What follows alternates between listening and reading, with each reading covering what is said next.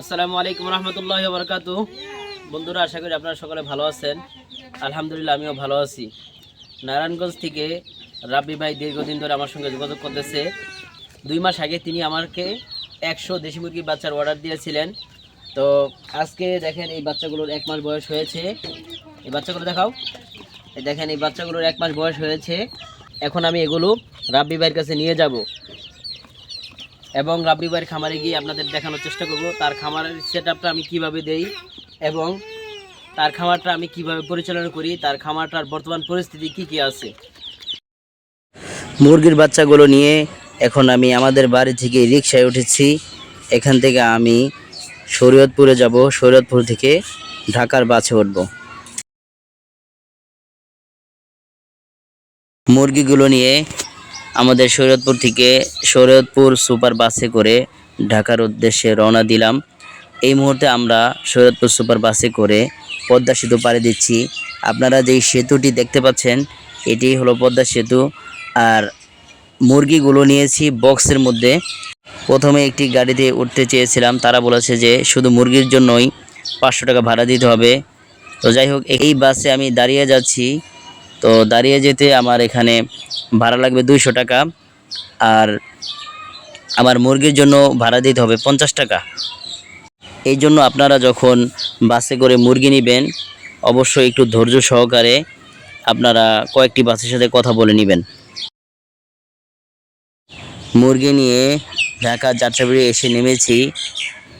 যেহেতু এই যাত্রাবাড়ি হাইওয়ে রোডের কাজ চলতেছে সেজন্য একটু আগেই নেমেছি। আপনার গাড়িটা যাত্রাবাড়ি একটু আগে সায়দাবাদ হয়ে ঘুরে যাত্রাবাড়ি যায়। যেহেতু বক্সে আমার মুরগি ছিল, যেন মুরগি মারা না যায় সে কারণে আমি নেমে পড়েছি।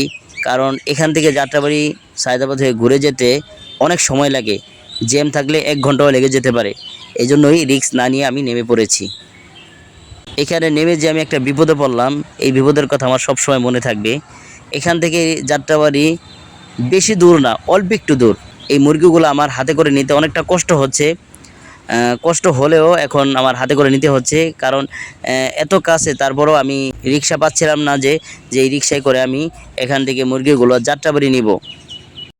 অবশেষে অনেক কষ্ট করে মুরগিগুলো নিয়ে যাত্রাবাড়ি পৌঁছলাম। এখান থেকে লেগুনাতে করে আমি যাব সাইনবোর্ড। লেগুনার যে সামনের সিট আছে এই সামনের সিট নিয়ে নিয়েছি। আমি বলেছি 2 সিটের ভাড়া দেব।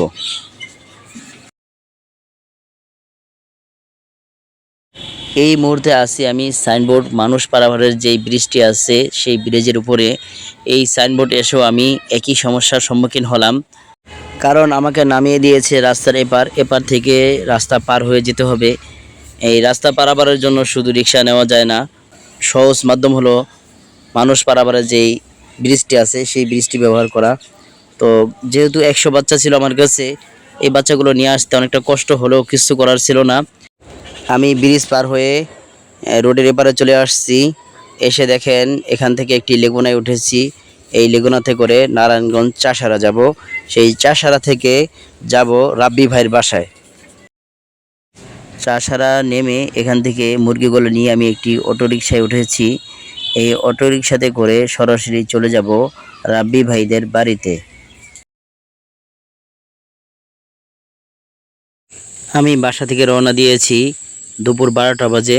রাব্বি ভাইয়ের বাসায় এসে পৌঁছলাম মাগরিবের আজানের সময়।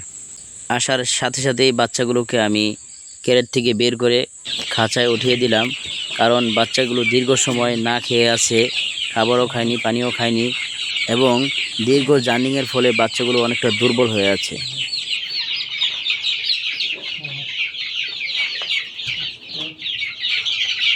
দেখুন বন্ধুরা, মুরগির বাচ্চাগুলো কতটা দুর্বল হয়ে আছে। এর পাশাপাশি মুরগিগুলো নতুন জায়গায় আসছে, নতুন পরিবেশে আসছে। এই নতুন জায়গা, নতুন পরিবেশ এবং নতুন মানুষের সঙ্গে পরিচিত না, এ কারণেও মুরগিগুলো অনেকটা নার্ভাস ফিল করতেছে। এটা আস্তে আস্তে ঠিক হয়ে যাবে। মুরগিগুলোকে খাঁচায় ছেড়েই সাথে সাথে আমি লাইসোভিটের পানি দিয়ে দিয়েছি। লাইসোভিট দিয়েছি 1 লিটার পানিতে 1 গ্রাম করে। এই লাইসোভিটটা মুরগির রোগ প্রতিরোধ করে এবং মুরগির যত ধরনের ধকল আছে সেই সমস্ত ধকল কাটিয়ে উঠতে সাহায্য করে। প্রিয় বন্ধুরা, আপনাদেরকে একটা কথা জানাই, এই যে মুহূর্তটা শীতের সময় আপনারা বাজার থেকে মুরগি কেনা থেকে বিরত থাকবেন। কারণ শীতের সময় যদি আপনারা মুরগি কিনেন তাহলে আপনাদের সমস্যা হতেই পারে। কেন হতে পারে? এই শীতের সময় যারা মুরগি ছেড়ে পালে তাদের ম্যাক্সিমাম মুরগির সমস্যা হয়ে যায়। শীতের সময় মুরগিকে ভাইরাসে আক্রমণ করে এবং ভাইরাসে আক্রমণ করার ফলে মুরগি কিন্তু এক পর্যায়ে মারা যায়। তো যখন মুরগি অসুস্থ হয়ে যায় তখন তারা বাজারে বিক্রি করে, পাইকাররা সেই মুরগি কিন্তু বিক্রি করে থাকে। এই কারণে আপনারা শীতের সময় মুরগি কেনা থেকে বিরত থাকবেন। খামারের সব কাজ সেরে আপুকে অর্থাৎ রাব্বি ভাইয়ের ওয়াইফকে আমি সমস্ত ধরনের দিক নির্দেশনা দিলাম। আসলে এই একটু সময়ে পুরোপুরি ফার্মিং শেখানো যায় না, ফার্মিং শেখাতে আরও অনেক সময় লাগে। তো এই একদিনে তো পুরোপুরি শেখানো যাবে না, কিছু দিক নির্দেশনা দিলাম। কন্টিনিউ আব্বুর সঙ্গে রাব্বি ভাইয়ের সঙ্গে আমার যোগাযোগ থাকবে ইনশাল্লাহ। অতি শীঘ্রই এই ফার্মিং থেকে তারাও ভালো একটা কিছু করতে পারবে। আমার জন্য আপু গরুর গোশত দিয়ে বিরিয়ানি পাক করেছে, আলহামদুলিল্লাহ বিরিয়ানিটি খুব ভালো হয়েছে। আজকে যে খেয়ে গেলাম এটা শেষ না, আবারও আসবো বিরিয়ানি খেতে ইনশাআল্লাহ। দেখেন, খামার ভিজিট করে যাওয়ার পথে সারা রাস্তায় ট্রাক আর ট্রাক, রাস্তায় প্রচুর পরিমাণ জ্যাম, গাড়ি যেতে পারে না। হেঁটে হেঁটেই যাত্রাবাড়ির উদ্দেশ্যে রওনা দিলাম। দেখি কতটুকু হাঁটা যায় আর কতটুকু জ্যাম থাকে। অনেকক্ষণ হাঁটার পরে একটি অনাবিল গাড়ি পেলাম। দেখেন এই গাড়িতে সমস্ত মানুষগুলো উঠতেছে, প্রচুর জ্যাম ভিতরে। উঠে এই গাড়িতে করেই আবার যাত্রাবাড়ি চলে আসলাম। নারায়ণগঞ্জের খামার ভিজিট করে ফিরতে ফিরতে প্রায় রাত 10টা বেজে গেল। এই দেখেন 10টা বাজেই আমাদের শরীয়তপুরের গাড়ি, সর্বশেষ গাড়ি। আল্লাহর কাছে শুকরিয়া আছে 10টা বাজে গাড়িটা পেয়েছি। টিকিট কেটে গাড়িতে উঠে বসলাম, একটু পরেই গাড়ি ছেড়ে দিবে। যাত্রাবাড়ি থেকে শরীয়তপুর সুপার গাড়িটি ছেড়েছে 10:30 বাজে। আমাদের শরীয়তপুর এসে আমাদের বাড়িতে পৌঁছাতে পৌঁছাতে প্রায় রাত 1টা বেজে গেছে। প্রিয় বন্ধুরা, আপনাদের কাছে যদি আমার এই ভিডিওটি ভালো লাগে তাহলে ভিডিওতে লাইক, কমেন্ট এবং শেয়ার করে চ্যানেলটি সাবস্ক্রাইব করে দিন। আজ এ পর্যন্তই, দেখা হবে অন্য কোনো ভিডিওতে। সে পর্যন্ত আপনারা সকলে সুস্থ থাকুন, ভালো থাকুন, 5 ওয়াক্ত নামাজ আদায় করুন।